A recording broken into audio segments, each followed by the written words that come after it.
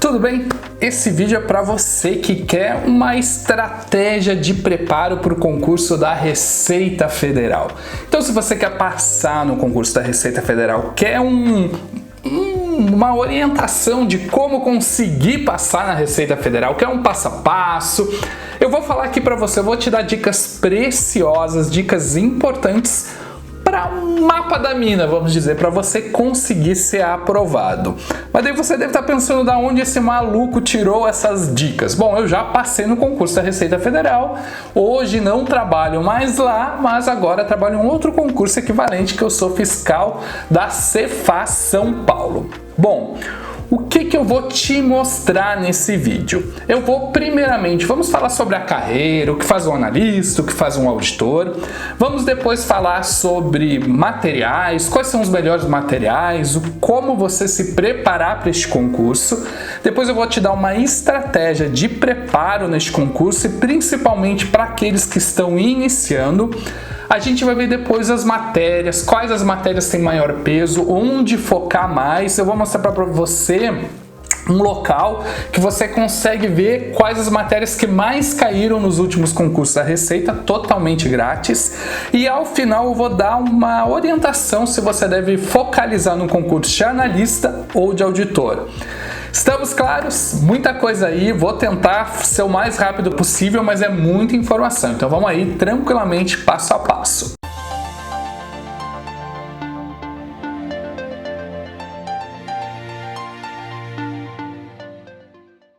Vamos começar pelos cargos. Existe muita confusão sobre as competências, o que faz, o que não faz um auditor e um analista. E é confuso porque às vezes eles fazem a mesma coisa e às vezes fazem coisas totalmente distintas. Então fica confuso mesmo, mas eu vou dar aqui regra geral. Regra geral, o auditor ele é a autoridade fiscal máxima do órgão. Então ele é responsável por fazer o lançamento tributário, ou seja, é ele que assina a multa das pessoas que fazem coisas erradas junto à Receita, que sonegam, que tudo mais. E o analista, ele dá um apoio para todo este processo, ou seja, o analista pode juntar documentos, o analista pode fazer análise, o analista pode fazer muita coisa, mas não pode assinar o documento lá dizendo da multa. Regra geral, o auditor trabalha mais com aspectos decisórios, coisas que precisa mais de decisão, e o analista fica mais com a organização de informação e parte operacional. Eu dou um exemplo. Você está lá na aduana, está lá numa fiscalização de um container. É possível que o analista abra e verifique o container, veja que tem uma infração lá, faça um relatório, passa para o auditor, ele analisa aquilo com uma questão mais jurídica e ele vai assinar o auto de infração. Eu dou um outro exemplo de tributos internos. É possível que alguém que sonegou o imposto de renda tenha lá uma multa, alguma coisa e diga, não, essa multa é inválida. Aí vai lá, quem vai analisar essa colocação de que a multa é inválida vai ser um auditor. O auditor vai dizer, não, o contribuinte tem razão, essa multa é inválida. E provavelmente o analista vai ajeitar lá, vai analisar o que o auditor decidiu, ajeitar nos sistemas e comunicar ao contribuinte. Então, isso aqui é mais para você ter uma ideia. Isso aí não é estanque, não é regra, mas regra geral. Os auditores têm competências mais decisórias e os analistas mais operacional, ok? Se você tiver dúvida do que faz um auditor ou o que faz um analista, coloque nos comentários que eu posso te ajudar um pouco mais. Entendido isso, tem diferenças também de salário. Olha só, vamos dar uma olhadinha na tabela salarial. Se você olhar aqui a tabela salarial do auditor, o inicial com bonificações está em torno de 21 mil. É que não tem bonificação, né? Mas depois de um tempinho já tem bonificação, vai para 23 mil e o final 30 mil. Esse é o salário de auditor. O de analista, o inicial está 11 mil e o final 18 mil já com a bonificação de 1.800. Lembrando que essa bonificação é controversa, ainda não tem muita segurança jurídica sobre ela, porque tem pessoal aí querendo tirar ela, mas não vou entrar neste detalhe. Mas tá aí o salário, só que é um salário bruto, lembrando que 21 mil bruto vai virar bem menos quando fizer os descontos, ok? Uma vez você entender o salário e entender os cargos, você vai ter que entender as lotações. O que é a lotação? É a cidade onde você vai trabalhar. Os últimos concursos da Receita Federal foram nacional. E quando é nacional, você pode parar em qualquer lugar do país. A tendência é você parar na região norte ou nas fronteiras, incluindo a região sul. Então você pode parar no Chuí, no Uruguaiana, numa fronteira do Acre, numa fronteira de qualquer lugar. E Brasília também geralmente tem muita vaga.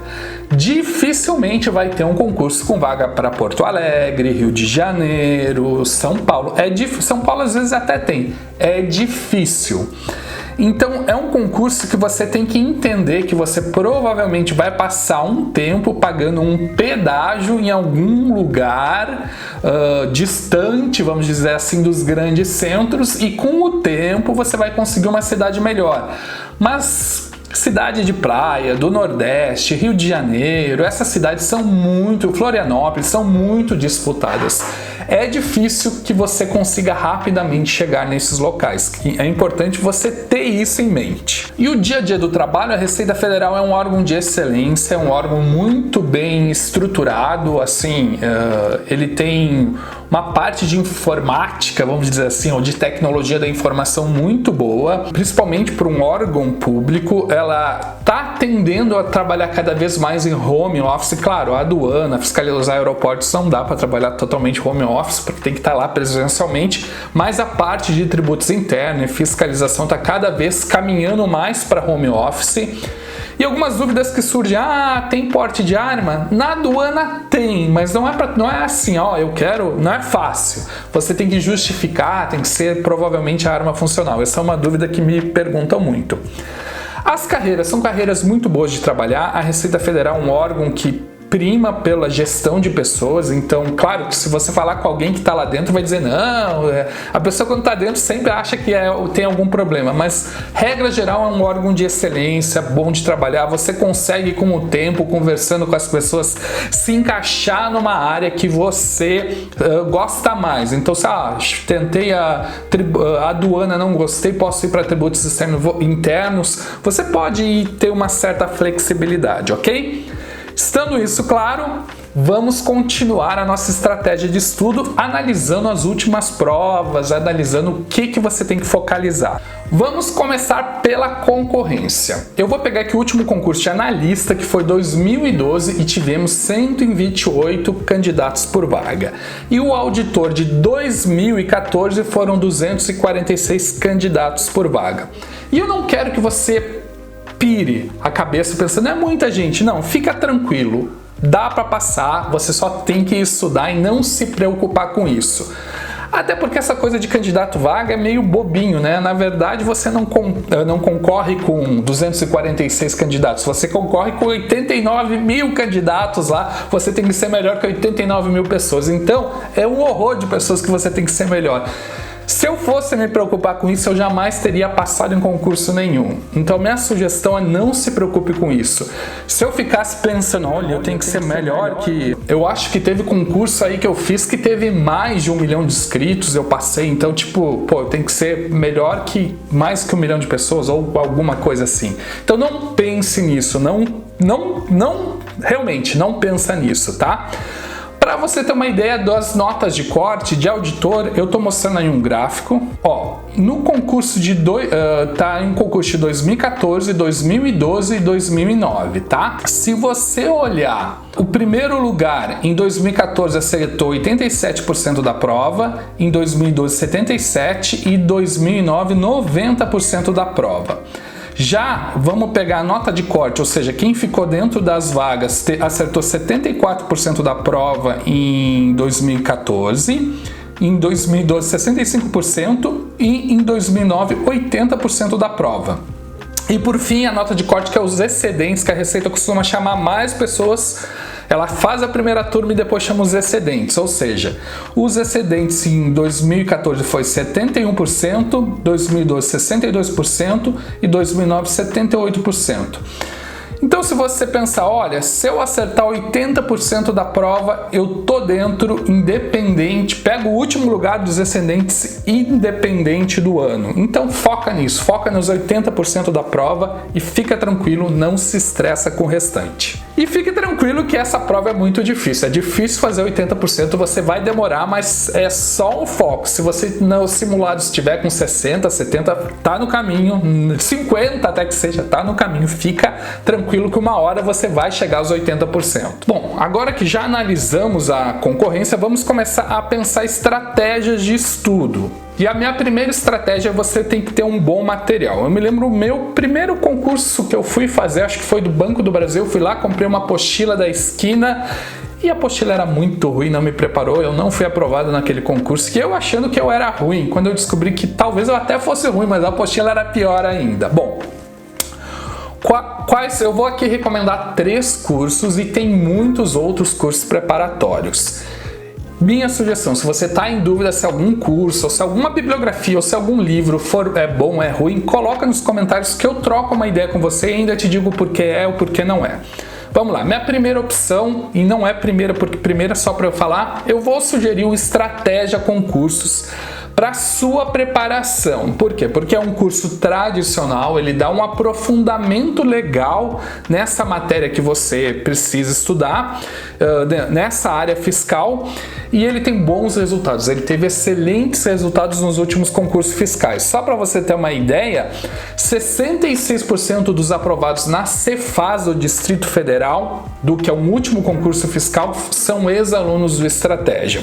Além disso, se você olhar nos próprios últimos concursos da Receita Federal, a maioria dos aprovados eram do Estratégia. Qual a característica diferentona do Estratégia? Eles nem sempre, como é que eu vou te dizer, você precisa estudar aprofundadamente um material pesado. Não sei se é pesado, mas denso, com muitas folhas. E não é todo mundo que se encaixa neste perfil. Então eu vou dar outros 2 perfis muito bons com bons resultados também. Se você quiser ver um material de estratégia, eu estou deixando o link na descrição. Outra opção é o Exponencial Concursos. O Exponencial tem resultados muito bons, principalmente na área fiscal. Tem com os últimos concursos da área da fiscal, 50% ou mais dos aprovados são ex-alunos do Exponencial, incluindo primeiros lugares. Então é um concurso para a área fiscal que você está em boas mãos. O foco deles é aprendizado acelerado. Eles tentam tirar tudo que não importa e focalizar somente naquilo que importa, fazendo esquemas, fazendo mapas mentais, fazendo desenhos, fazendo um monte de coisinhas para você prestar atenção no que realmente importa e com bons resultados. O Exponencial estou deixando aí na descrição também um cupom de desconto de 10%.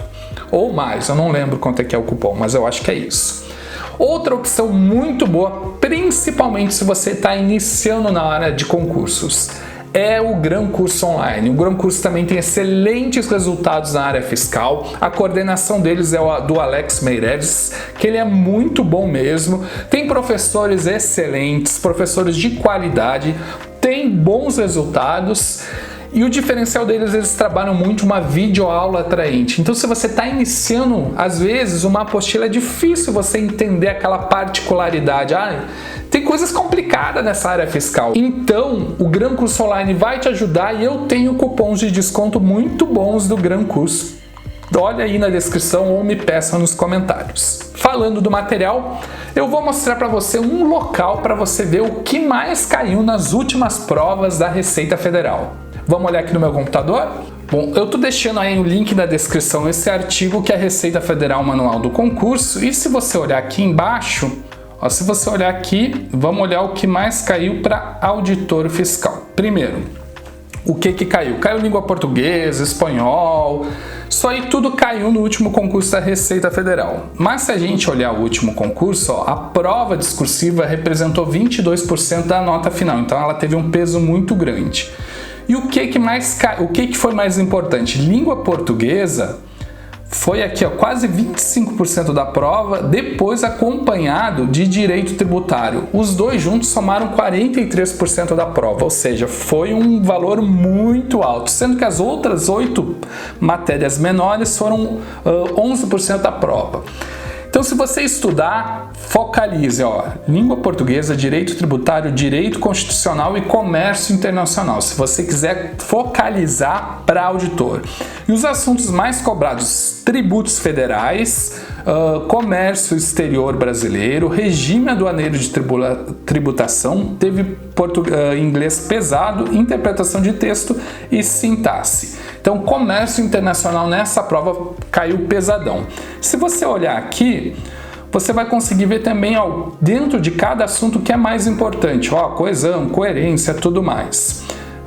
Daí vamos ver, comércio internacional que foi mais importante. Estrutura do comércio exterior brasileiro foi 41% da prova. Regime aduaneiro foi 40%. Então essas são disciplinas que você tem que ter muita atenção.